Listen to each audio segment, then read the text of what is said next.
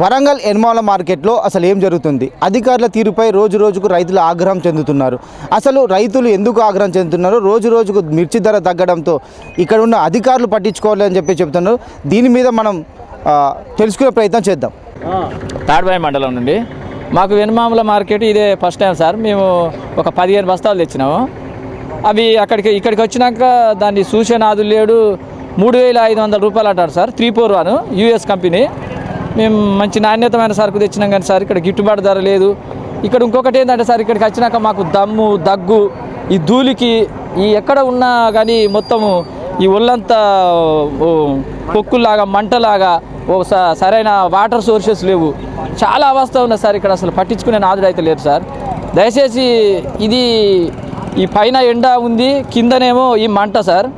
ఈ వ్యవస్థకైతే మేము ఈ 44 ఉన్నటువంటి పర్సెంటేజ్ ఉన్న ఈ వెండల ఇంత పెద్ద అవస్థ పడుతుంటే ఆ గిట్టుబాటు ధర లేక మేము చెట్ల కిందికి పోయినా కూడా ఈ దుమ్ము ధూళికి మొత్తము బాగా అవస్థ పడుతున్నాం సార్. దయచేసి ఇది మాకైతే ఈ మార్కెట్ ఇది లేకపోతే ఇంకేదన్నా గొడ్ల కొట్టమా ఏందన్నా బర్ల కొట్టమా లాగా అనిపించింది సార్.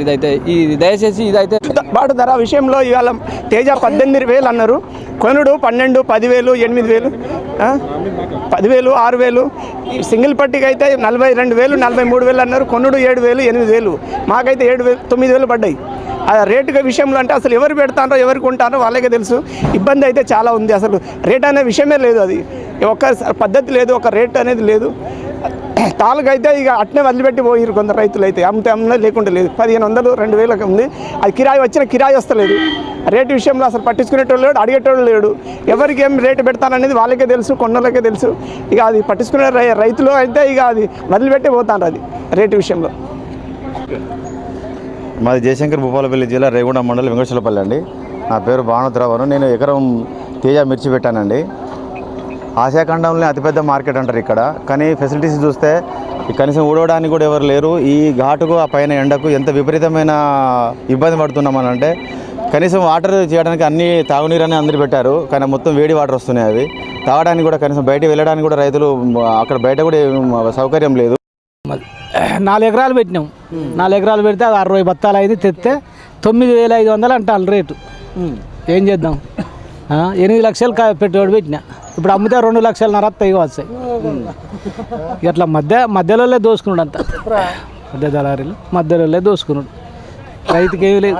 ఎకరం అమ్ముడే. ఇక రైతు ఎకరం అమ్ముకుండే అండి. రైతు ఎకరం అమ్ముకుండే. పోయిన సంవత్సరం 20,000 ఉండే. ఈ రోజులలో 20,000, 19,000 ఉండే. ఈ రోజులలో 9,500. ఇక 341, 941 పట్టుకొస్తే 9,500 పెట్టిండు రేటు. అదైనా దేకుడే లేదు. 3 రోజులు 4 రోజులు మార్కెట్ దండలాడు. అధిక లాభాలు వస్తాయని ఆశించిన రైతుకు ఇటు కన్నీళ్ళే మిగిలాయి. రోజు రోజుకు మిర్చి ధర పడిపోవడంతో ఇటు రైతులు చాలా ఇబ్బంది పడుతున్నారు. అధికారుల పర్యవేక్షణ లేకుండా, ప్రభుత్వాలు వాళ్ళని పట్టించుకోకుండా ఈ దళారులు వారిని మోసం చేస్తుంటే అధికారుల తీరుపై రైతులు ఆగ్రహం వ్యక్తం చేస్తున్నారు. 6 కాలం కష్టించిన రైతుకు కనీసం పెట్టుబడి కూడా రాకపోవడంతో దిక్కుతోచని పరిస్థితులలో వ్యాపారస్తులకు అమ్మాల్సిన పరిస్థితి ఏర్పడుతుంది. ఇప్పటికైనా రైతులపై అధికారుల దృష్టి పెట్టాలని చెప్పేసి, ప్రభుత్వాలు రైతులను ఆదుకోవాలని చెప్పేసి కోరుతున్నారు. ఇది ఈరోజు స్టోరీ. కెమెరామెన్ నయంతో దిలీప్, KTimes TV, వరంగల్.